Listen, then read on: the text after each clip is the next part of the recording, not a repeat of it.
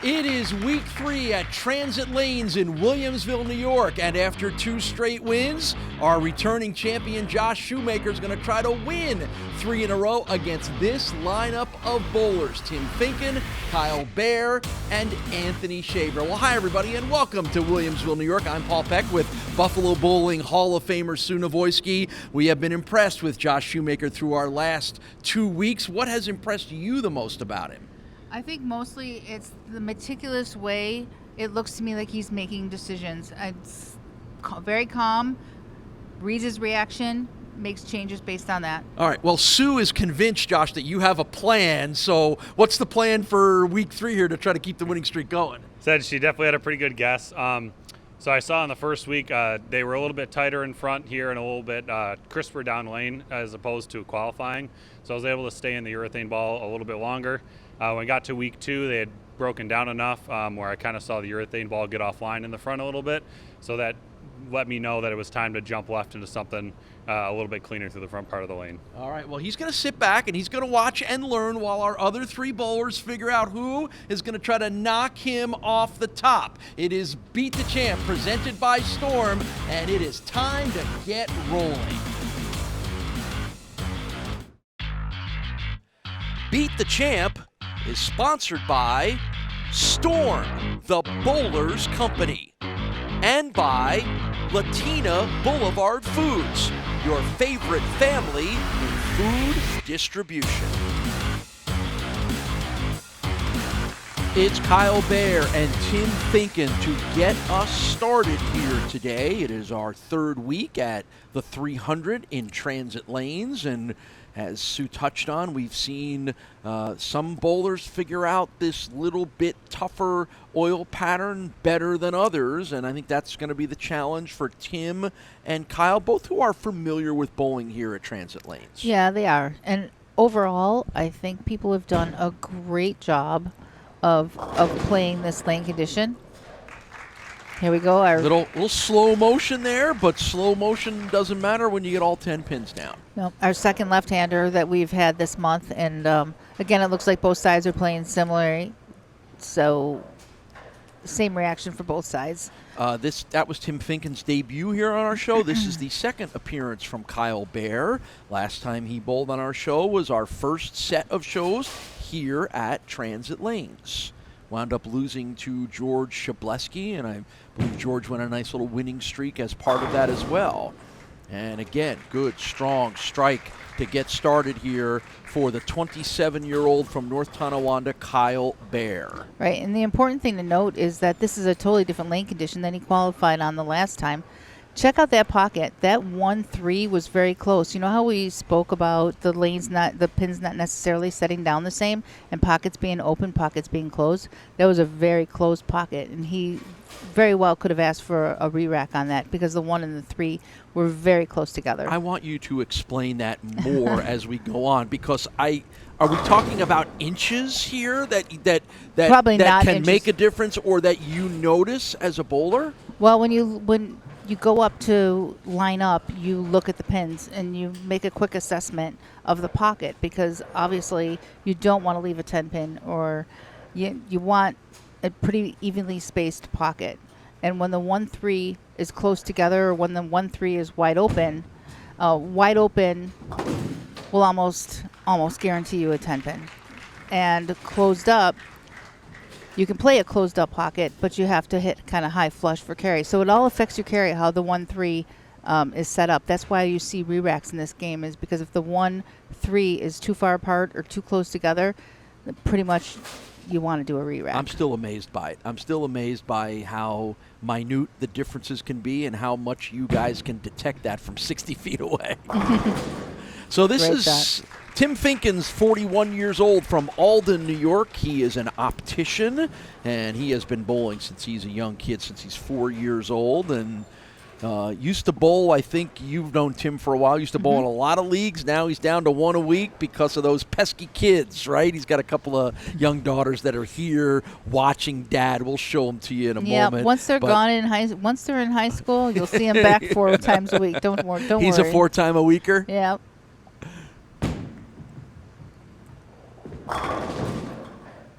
And we got another bouncing pin Well, that time, didn't we? That was another wraparound, and so it can happen on both sides if you watch. Watch the 7 pin. Yep, watch that pin wrap right around it. Happens on both sides. Happens to both of us, right-handers, left-handers. It wrapped around while the 7 pin was bouncing about a quarter of an inch up in the air. So strike, spare for Tim Finken to get us started. Kyle Behr is a bar manager as his full-time occupation. Bowls in 1 league a week. He's had 6 300s and a high 845 series. Bowled in high school on the North Tonawanda High School bowling team. And we remember an interesting story about Kyle when we had him on our show the first time. He didn't bowl for almost 10 years because of injury. And then now the injury is healed and he's healthy and he is back doing something he loves, which is bowling and bowling well. Well, that was just a great view that we just saw of his backswing, his push away, his backswing, just so straight. No flaws there. And that's always helpful, like regardless of how you're playing the lane, to have all of that in line. Look at his leverage coming. How high that backswing is. Backswing's high, which gives him a lot of power, but driving with his legs very steady at the line. Nice game. And that is 3 strikes in the first 4 frames for Kyle Behr. So Tim Finken, who started with a double and then spared in the third already, knows he's in for a battle. Cheektowaga High School bowling team. We always like to highlight the great high school bowling here in Western New York, and so many of our bowlers kind of came up through the ranks, and we've got a good Cheektowaga flair here. We've got Tim, who bowled in high school in Cheektowaga. We've got Anthony Shaver in our next match, who's a Maryvale High School bowler, and then we've got some members of the JFK High School bowling team that are here watching today as well, too, and all of those are schools that are in the Cheektowaga School District, and the Cheektowaga line from where we sit here is only a couple of miles down the road. Yep, that's right. They have excellent programs. I know Jerry Carroll, Cindy Coburn's husband, is involved in coaching in the Cheektowaga district and bringing up our young bowlers of today.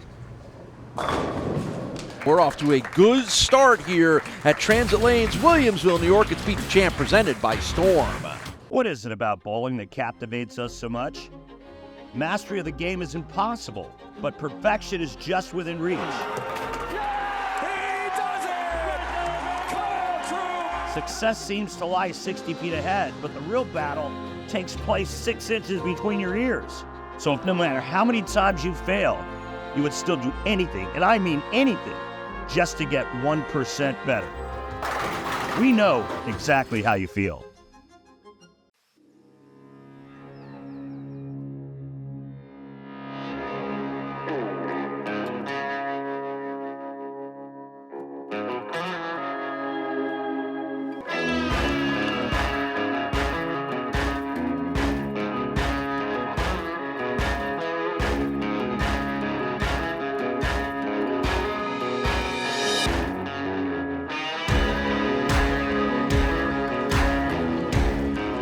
X Tech Bowling Supplies is committed to continuing the decades-long tradition of excellence established by the DeSanto family.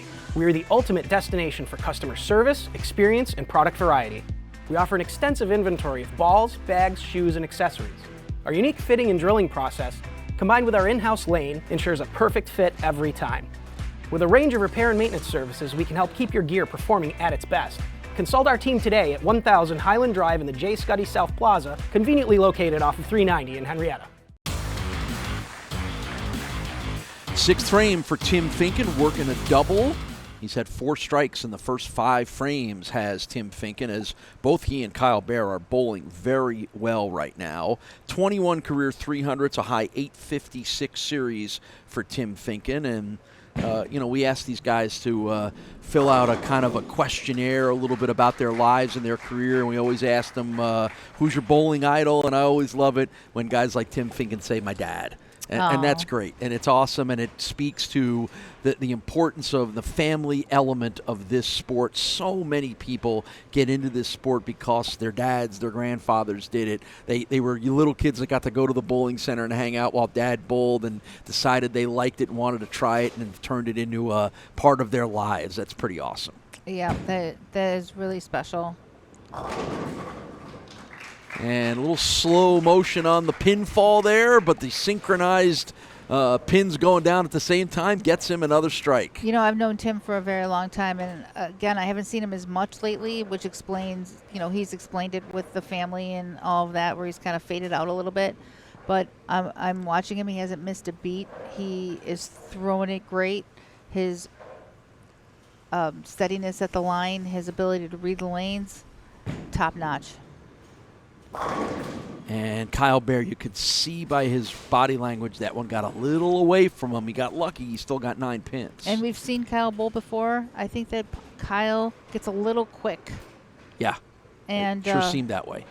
The shots get away from him. He doesn't execute fully through his target. Knew that one was going to hook up high for him. All right, so he's got to get the 6 pin here, and he does. I mean, he has a very, very quick approach. He picks up the ball and he goes. Yes. So the challenge right now, Kyle's bowling okay, but he's up against a guy who's run 4 in a row and 6 of 7, and that means Kyle's got himself in a little hole that he's at the 8th frame going to have to start to dig out of. Yeah, one of the things about these shots is that it's a lot harder to string these strikes together, and Tim's making it look kind of easy, I got to be honest. Kyle finds himself down 30 because Tim is just actually able to carry. Got that one a little bit high, and that leaves yet another pin. Yeah, that was way inside. And it broke late, and it broke One thing we know hard. about this pattern is if you miss in and your ball's crossing boards, between the 3rd arrow and the 4th arrow down the lane, it is definitely going to go left. There is just no oil to hold it back. So Kyle able to save himself a spare in the 8th frame, and again, with the way Tim is bowling right now, spares aren't going to do it, but we'll see. We have seen some hiccups by all of our bowlers through our first 2 weeks. Just when you thought a guy was on a run to dominate, something happens, but let's see. Tim Finken is on a 4-bagger right now. Well, we talk about this pattern being a shot maker's pattern. That one got a little right. That was a little bit of an error check, and he knows it. And he when got things away are going with that. well, they go well. Absolutely. So I was just about to say, if we were to play any one of his frames over again, you wouldn't tell one apart. This one you would. This one got all the way to the lip, and it got down to the lip very far down the lane. And right ball in his hand, that's all I can say, is that thing turned around and made its way back, got the swisher hit.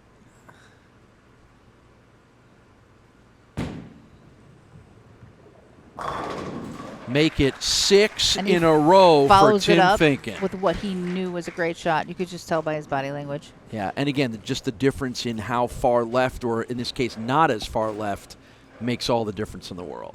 Yeah, he knew it. He knew it.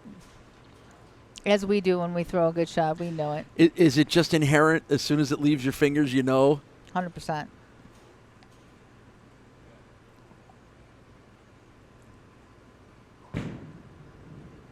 Well, unfortunately for Kyle Behr, he's just run into a guy who's bowling out of his mind right now. And then when you lose a little bit of the focus and you maybe think that I can't catch up, is when you get a 7-10 staring down at you. And I will say that Kyle made a good shot, and I think he was very surprised by this outcome, as I was. He stayed with it, stayed slower, stayed steady.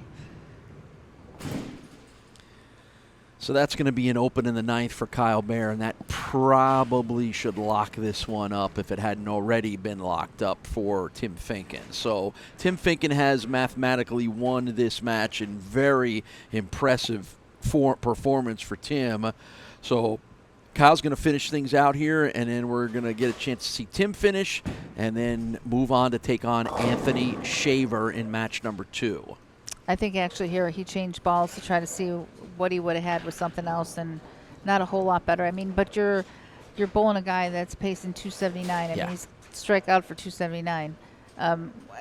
That's very difficult. Feels kind of cruel in the 10th frame to try something that might have actually worked better, doesn't it? But you know what? At some point, you got to treat it as a learning experience. So if you see this happen again, would this be your go-to ball? So I think that's actually smart. That's really smart. Right, not quitting and actually trying to get something out of this and learn something from it. Yeah, he may not be moving on here on this show, but he's got a lot more bowling ahead of him, and you want to take those lessons when you can. Kudos to him for good finish. For making the show on 2 completely different shots. Yep. So it's a 192 on the board for Kyle Behr, but as Sue mentioned, Tim is might post our best score so far here at Transit Lanes during this month-long stay that we're in week 3 of. Josh Shoemaker had a 246 on our first show, and that has been the high score. And what happened there? Yep. Other than I've already got it 1. That was slow ball speed. He just got slow. As you can see, as the ball even looks slow as it was, approaching the pocket. Well, it doesn't matter because Tim's got it all wrapped up anyway. Oh, how about that 5-pin spare pickup for Tim Finken? Was this hard or not as hard as it looks? It's very makeable, as you can see. Okay. Yeah. All right, so Tim Finken is our winner in match number 1. It'll be Finken and Shaver. Match number 2 when we return on Beat the Champ, presented by Storm. Well, off his 253 to 192 win, Tim Finken advances on to take on Anthony Shaver. That 253 has been our highest score here at Transit Lanes over the last 2 weeks plus. So that was an impressive performance for Finken, and the work now for young Anthony Shaver is to knock him off and advance to our championship. Just 21 years old from Buffalo, Anthony Shaver. This is his debut here on Beat the Champ. We have had a good collection of young guns on this show. We had an 18-year-old, a 19-year-old on our first show. Here's 21-year-old Anthony Shaver, and a good start for Anthony. Wow, that is one impressive game. That shot right there tells you what kind of player we have here, and he throws it really nice. So can Tim Finken keep that momentum alive? He had 6 consecutive strikes that only ended with a spare in the 10th, and that was what got him that impressive 253 performance. And a little bit left on that one, and that means the 7-pin is left. Yep, he got it all the way to the gutter here, which is fine, except that it is a very big break, and when you have that strong break, you tend to wrap that pin around, which he did. He wrapped the pin around the 7. That's the danger of having like that big curve, is that you tend to get the wrap around the corner pin. So it's not just enough to hit the pocket, it's how you hit the pocket. There you go, right? That's a great point. We talk so much about you have to hit the pocket. The key is to hitting the pocket, but you're telling me, yes, you have to hit it, but you got to hit it in the right way, right? Because there's a variety of ways to get it to the pocket. And that's what we talked about with Josh Shoemaker, is that he has been meticulously changing his situation and evaluating how to get to the pocket the right way. It amazes me somehow, and again, this dips into sort of the physics of this sport as you get a look at Tim Finken's daughters cheering on Dad here at Transit Lanes in Williamsville. Just a half an inch to the left of the pocket or a half an inch to the right of the pocket then leads to 3 other things that happen that leaves either a 7 or a 10 pin. That's right. I mean, again, I go back to the sport's a lot more complicated than you give it credit for. Yeah. See, there's math involved. I was told there would be no math involved, but there is, apparently. It's physics, for sure. It's physics, that's right. Spares in the first 2 frames for Tim Finken, and now we're going to get a good look here at Anthony Shaver. And then there's power. I mean, we've got a good power player here. that seems to have a good idea on how to keep his power reined in. Representing the Erie Community College Cats, where he is a member of the bowling team after graduating from Maryvale High School here in Western New York in the Cheektowaga area. Anthony is a man after your own heart, Sue. Bowls in 5 leagues a week. Probably because he couldn't figure out leagues that were available the other 2 days of the week. Great break there. So we're going to take a look at this. He gets this. Looks like he pops up. To me, he pops up, and the ball gets pushed down the lane further than he wanted to go. And there was just not enough real estate for him to get back and hit that pocket. But a good break there, knocking out the 2-8. All right, so Anthony's got to pick up this second frame spare. As a college bowler, I'm sure he will know the value of spare shooting. How much did he know that? He turned his head before it was halfway down the lanes. Yeah, well, they need to. They see a lot of different lane conditions. We're going to take a look at his style, low box, backswing. Look at that backswing, perfect spot. Not too high, not too low. Steady at the line. I love the no movement at the line. It's something I'm really stressful on. Is that steadiness, getting through your target, because you're not going to push it left or right because you're not falling off of your feet. That's going to get straight through your target. A junior college All-American at Erie Community College is Anthony Shaver, and another one of those guys who says his bowling idol is his dad. Great that shot. was a massive ring around the 10-pin. That rang like 3 times around the 10-pin, it seemed. Yeah, that was a strong shot. Let's watch it from all kinds of angles. Look how fast that pin was moving, and it didn't take the 10 out. What a great camera angle. That awesome. Showed it perfectly. Third frame now for Anthony. So Anthony is the second graduate of Maryvale High School that we have had on our show, because his teammate Alex Autry from Maryvale High School was on our first show, and Alex was very impressive, even though he wound up losing. So did a lot of people on this show to Josh Shoemaker, but we've had a couple of Maryvale High School grads and have both been very impressive young bowlers. You know, and I know you as a bowling proprietor, but more important than that, someone whose life is involved in this sport. You love to see the younger generation enjoy this game and be impressive at it. Yeah, well, it's the future of our sport for sure. This one definitely never made it out to his target. Kept that one. That's the thing. You get it in, it's gonna keep going on you. There's nothing to hold it back because of the pattern. But yeah, I mean, I get to see a lot of the kids when they come through for. We have a junior tournament that comes through, and I just love watching them bowl, and you know, you see the standouts right away. You can tell right away. Yeah, you can, and it's just fun to watch. It's fun. It's fun to go up and give them encouragement, because you know what, it matters when you recognize them, and somebody recognized me along the way, and I knew that it was important to me, and so it's important to go up and recognize their talent, because it's going to keep them going. All right, so, you know, again, here's the other sort of odd part that I still try to wrap my head around with this sport. Tim Finken was awesome in the first match. He had 8 strikes, and he can't buy a strike now. Well, to be honest, some of the little things that he was getting away with, he's not getting away with anymore. But why does it change so fast? I don't know. I'm going to say exactly what happens, and I don't know if it's going to make sense to anybody. But I call it cheating to an area, but if you're looking at your target and you miss your target a little bit and you get away with it, that doesn't make that new spot that you got away with it to your target.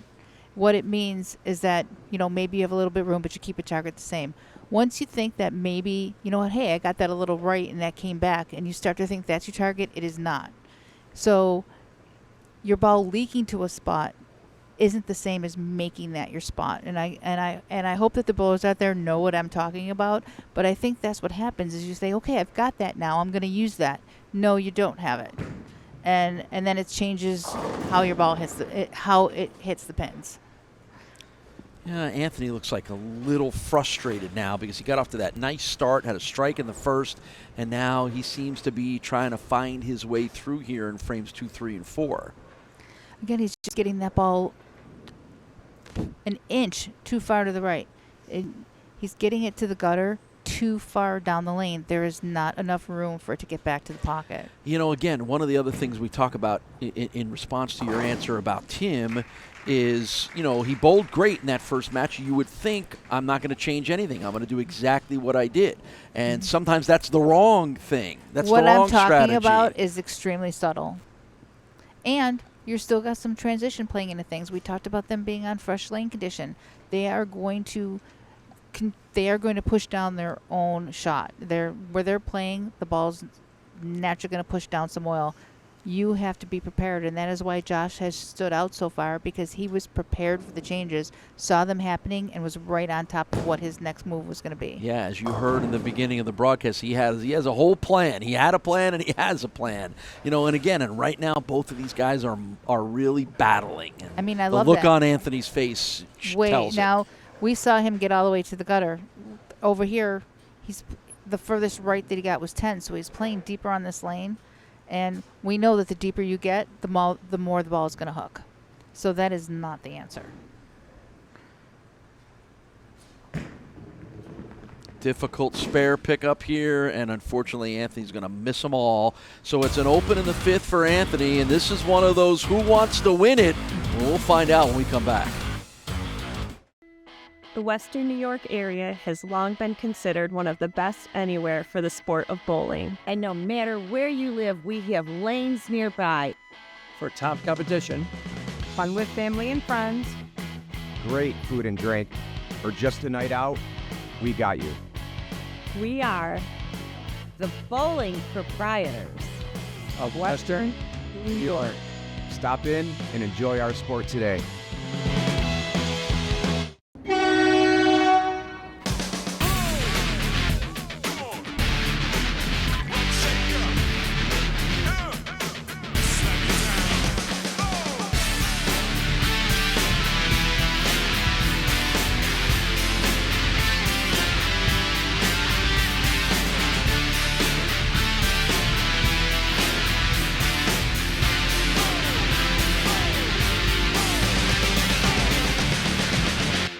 Four of this season's best bowlers will emerge from an elite field and take aim at the season's biggest first-place check, where only one can win.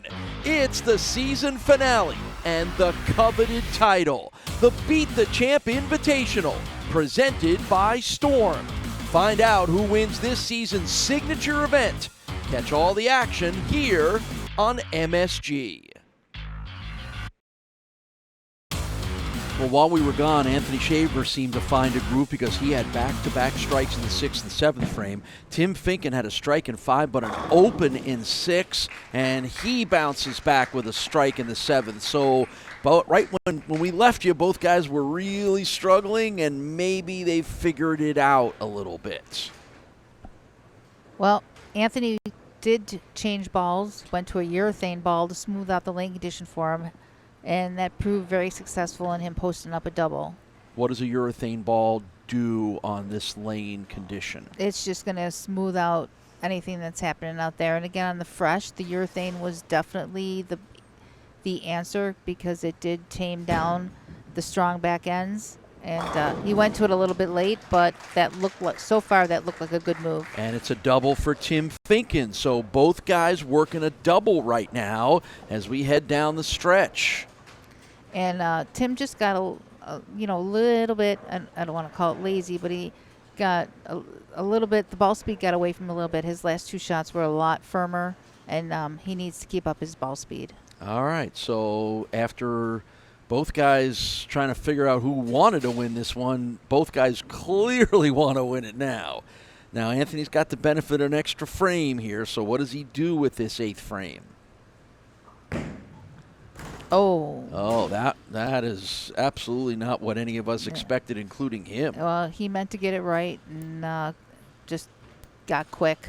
That's what happens when your feet get fast and the ball gets away from you to the right and your target is already right. Yeah, so a shocking and unexpected gutter ball on a double, which it makes it doubly bad, unfortunately. He lost the pin count on a double. So that's a critical moment in this match for scoring purposes. Yeah. Even if he comes back and strikes here to save the frame. And that's exactly what he did. Well, that's what you got to do. You got to throw it right back to what your target was. You can't be afraid because his target's pretty far to the right. And yeah, so this goes as a spare, right? You know, again, you Right. see that and you think strike, but it's actually a spare because of the gutter on the first ball. So, again, that's an unusual way to get to a spare, but it does get you there. So now 9th frame for Anthony Shaver. still showed a lot of trust on his part to put the ball back out there again. So that was actually really great recovery. And another one. We're getting a little bit of the tour of everything from both of these guys, but you know what? Looks like it's going to come down to the 10th frame to figure out who's going to win it. You know, I'll tell you, that ball does not do a whole lot, and you can tell by looking at it that ball is actually pretty weak, and everything he's creating with his own hand. All right, so here's 9th frame now for Tim Finken. He's working a double. Big shot for him. Make it a triple. Yeah, he's making Anthony pay the price for that And that errant shot. That may be the critical frame in this match. Both off a double. Anthony with the gutter and the spare, and Tim with the strike. So Tim right now is up 24 pins with 1 frame to go.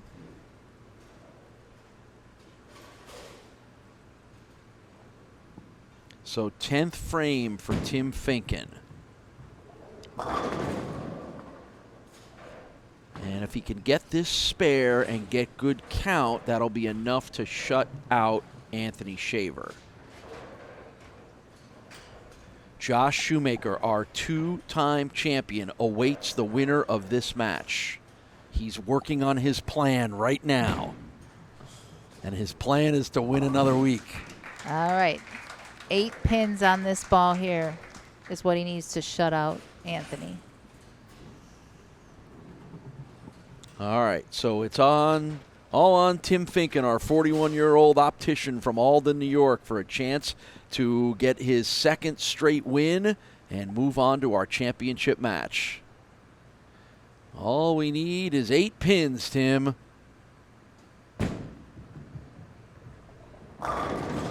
And give him 10 to clinch it. So Tim Finken advances to our title match against Josh Shoemaker. We're going to get rolling on that one when you return. It's Beat the Champ, presented by Storm.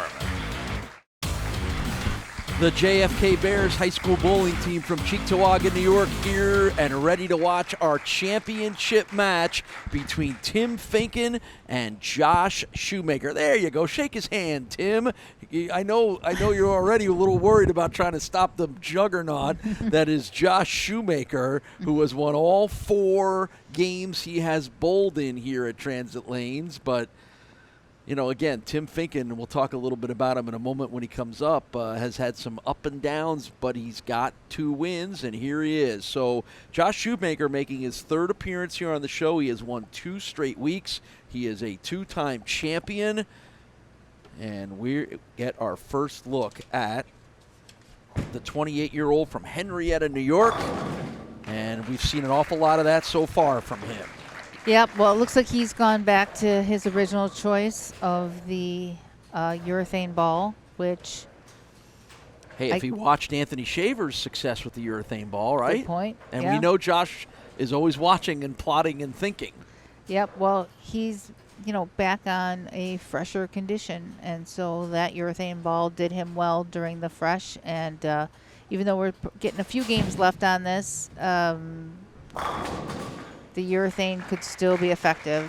So, as I referenced, Tim Finken had a 253 in his first match, beating Kyle Behr. That's the highest score we have had here at Transit Lanes. And then he comes back and gets a 203 and wins by 3 pins over Anthony Shaver, who Shaver finished very strong, ending on 4 straight strikes to make that a tight match. But again, that's this sport in a nutshell. You go from having almost everything go right for you in a 253 to barely eking your way to a 203 win. And Tim looks like he's got right back to where he was. I think Tim realizes that he needs to keep his ball speed up, because even on this shot, he threw himself off his feet a little bit. If you look, he actually came off that shot. But I think he's trying to give it more oomph, because he got a little slow there in that other game. And sometimes when you're really trying to throw it hard, you kind of throw yourself off a little bit. But he needs the ball speed.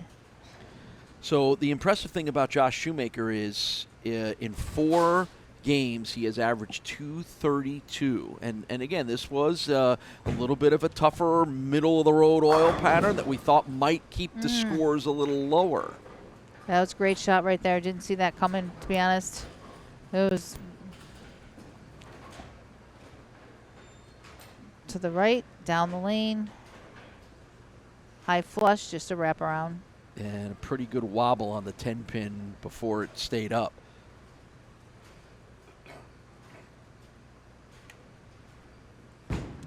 First two-hander we've had. He's really been the only two-hander we've had on our series of shows here at Transit Lanes in Williamsville, New York. And I think to some degree that's been a bit of an advantage for him, maybe using parts of the lanes no one else is and having a little bit more power to push through. And kind of a little bit odd considering the ages that we've had on the show this month. I mean, we've had a lot of young people where it seems like that two-handed tends to go towards the young, and yet our young players were more traditional. I know there are plenty of our regular viewers who might be a little more traditional, who are cheering 18, 19, and 21-year-olds that we've had on our show the last 3 weeks, who are all traditional bowlers. And very wonderful, composed young men. You know, just I'm impressed with the knowledge and the composure that we've seen out of the young people that we've had on the show. Yeah, because it does feel like, you know, consequentially that every bowler under 25 is a two-hander these days. And that's a miss. And again, one of the keys for Josh Shoemaker's success is he hasn't had a lot of bad shots. Our host center for Beat the Champ, presented by Storm, is Transit Lanes. You can follow them online at transitlanes.net. They are just one of our many great host centers. If you want details on how to be a part of Beat the Champ, just stop in at any of our host centers and ask them, how can I be on the show? And we could be seeing you here on the lanes. Josh is not striking as much as he did. And there's a break for him. Really slow. Really slow. And that's the fight for Tim, is to keep that ball speed up. Yeah, so Tim is trying to do what Josh did 2 weeks ago, which is win all 3 straight matches in one show to become our champion. And Tim won his first 253-192, his second 203-200. And again, here he is trying to get 3 in a row to become the champion. And our guys are going to share opens in the 3rd frame. So I guess that's a wash. Yep. Starting out, Tim is up 7 pins, and we... yeah, that's because Tim had a strike in the second, and Josh had a spare in the second. So all of these guys that you're seeing now and all the guys that you've seen on our show this week are all eligible for next month's signature event, the Beat the Champ Invitational, which will be held at the Rapids Bowling Center. And it's essentially our playoff show. It'll be our season-ending show as we wrap up our first season here. Any bowler that has been on our TV shows, and that's about 60-plus right now, is eligible to qualify. The 4 top qualifiers will make the invitational show. It's got our highest first-place prize of the year, and we will also present some hardware in the Healy Miller Trophy that the winner gets to keep. That is named after Chuck Healy and Van Miller, who are the legendary hosts of this show going all the way back to the 1960s. You think You think maybe someday, you know, a long time from now, they'll be awarding a Nawojski Peck trophy? I'm not going to lie. I thought about that in my head, and I was like, wow, they're going to have a tough time with that last name. Yeah. Well, you get to go first, too, because you are the bowler. No. You are the bowling pro in all of this. No, so. you carry this whole thing, Paul. You know that. So a strike in the fourth frame for Josh to kind of get back on the strike train now. Let's see what he can do if he can follow it up with 2 in a row. So we're excited. That'll be next month. Our final series of shows will be at the Rapids Bowling Center. That'll be 2 weeks from today. Will be the first of 3 regular competition shows, and then the final show will be our invitational. Good run here for Josh Shoemaker. Is he on his way to 3 in a row? Come on back and we'll find out. What is it about bowling that captivates us so much? Mastery of the game is impossible, but perfection is just within reach.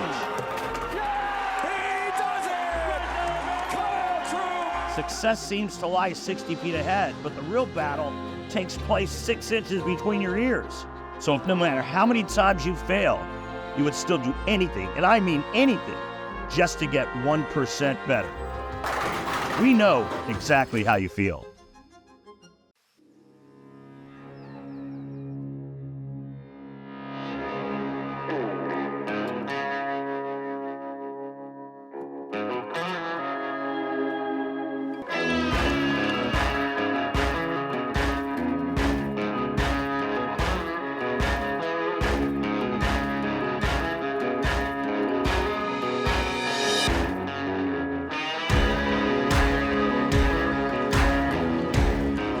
XXX Tech Bowling Supplies is committed to continuing the decades-long tradition of excellence established by the DeSanto family.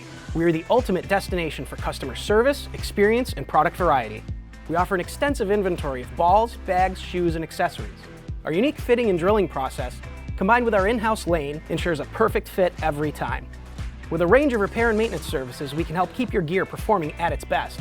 Consult our team today at 1000 Highland Drive in the J. Scuddy South Plaza, conveniently located off of 390 in Henrietta.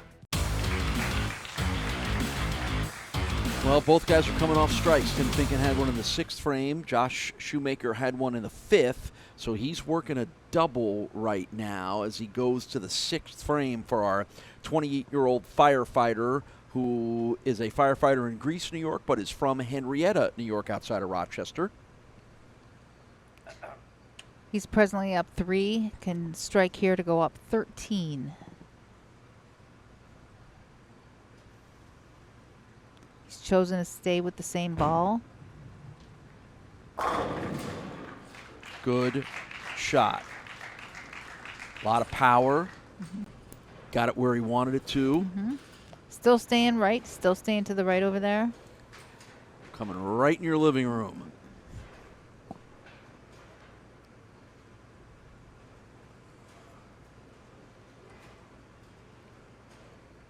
Yeah, a little fist pump. He knows he likes it. He liked it and he knew it. That is one thing that stood out to me over the past few weeks is that focus. I mean, you see him stare through his target. So he's working a triple right now. He's got 3 in a row. And I was just about to say make it 4, and I should know better, because right about when that happens, the 10 bin raises its hand and says, "Not so fast, my friend." Not as Quoting the legendary college football announcer Lee Corso there.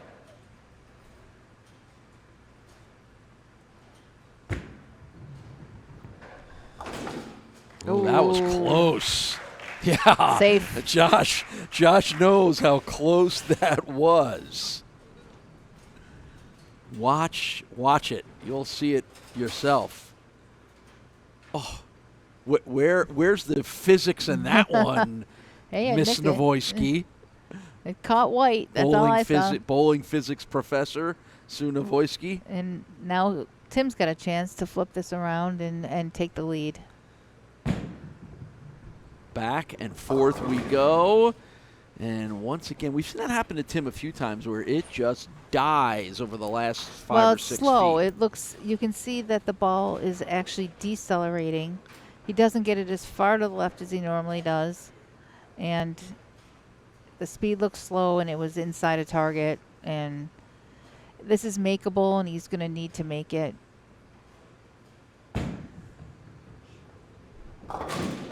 And he almost did, but almost doesn't count. So it's a second open in the round for Tim Finken.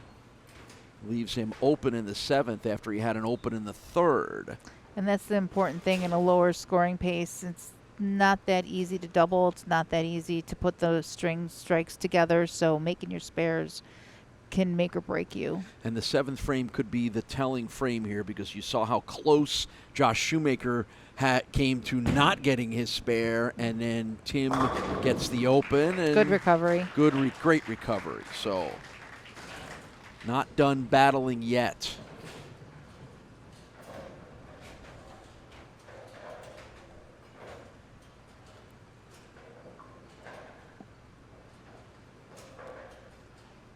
So down the stretch here, we have only had 2 bowlers on our show here win 3 weeks in a row. George Shableski did it. Matter of fact, started here at Transit for George and then continued to Manor Lanes. And then Scott Dingman won 3 in a row at Tonawanda. And other than Derek Green, who won 5 in a row, who is our consecutive winning streak leader, that's it. There's been a host of guys that have won 2 weeks in a row, but just those 3 gentlemen have won more than 2 weeks in a row. That's the opportunity at hand here for Josh Shoemaker. Right. And I think what we're seeing here is overall, Josh has a little bit more consistent shot to the pocket. His carry is iffy, but as you can see by his count, I mean, he's getting to the pocket on a regular basis.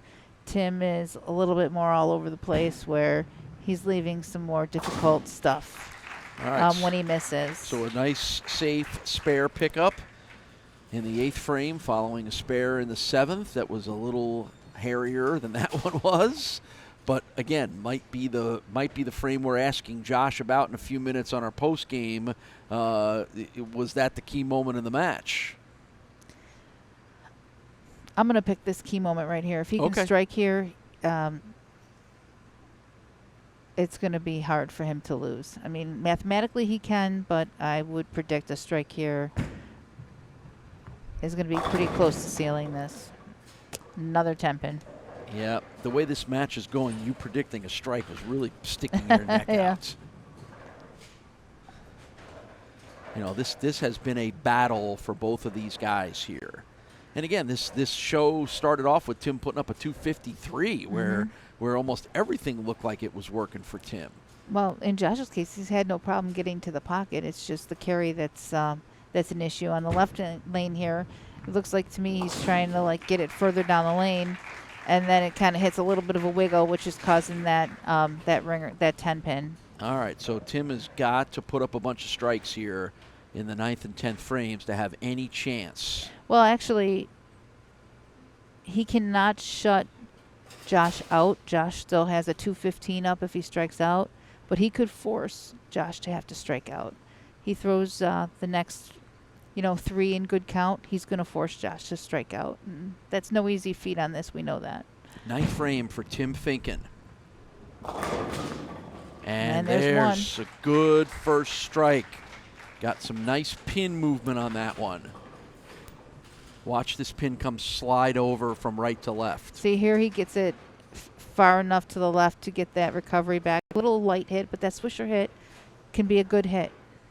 Yep, I think that was was that the 3 pin that was the last to go down there? 6 pin, correction. It's 2 in a row now for Tim Finken, so he's ending strong. Make it 3 in a row. And he threw that with authority, a little bit more ball speed, got that down the lane. Take a look at that. See how he got through it and how far down the lane that went? Didn't need any crazy pin movement on that one. He hit it perfect. No, it looks like that lighter hit. And you don't want that half pocket hit because it's gonna ring the corner pin. You want to come in high flush, you want to come in a little bit light for that swisher hit. Can he make it 4 in a row? No. And there's your half pocket. So like we see so many times in this sport, right on the brink of being able to put something away, and the bowling gods say not quite yet. So it's a 202 on the board for Tim Finken. Josh Shoemaker needs 18 pins. And that will give him his 3rd consecutive win.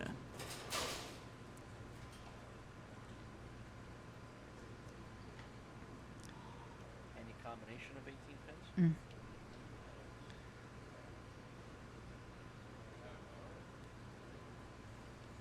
All right. So let's start the countdown to 18 pins.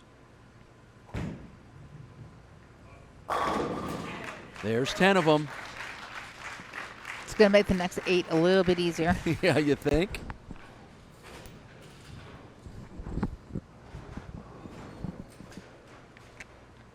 For the drama of TV, you think he would do 4 and 4 for us? Nope.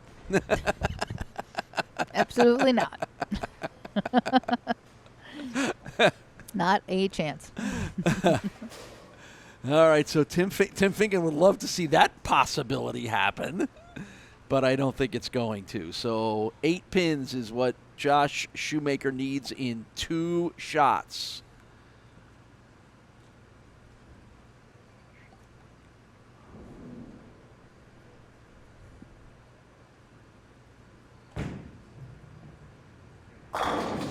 And call him Josh Shotmaker, because Josh Shoemaker has won for the 3rd straight week. We'll wrap it up and talk to Josh when we come back. It's Beat the Champ, presented by Storm. The Western New York area has long been considered one of the best anywhere for the sport of bowling. And no matter where you live, we have lanes nearby. For top competition, Fun with family and friends. great food and drink, or just a night out, we got you. We are the bowling proprietors Of Western New York. Stop in and enjoy our sport today.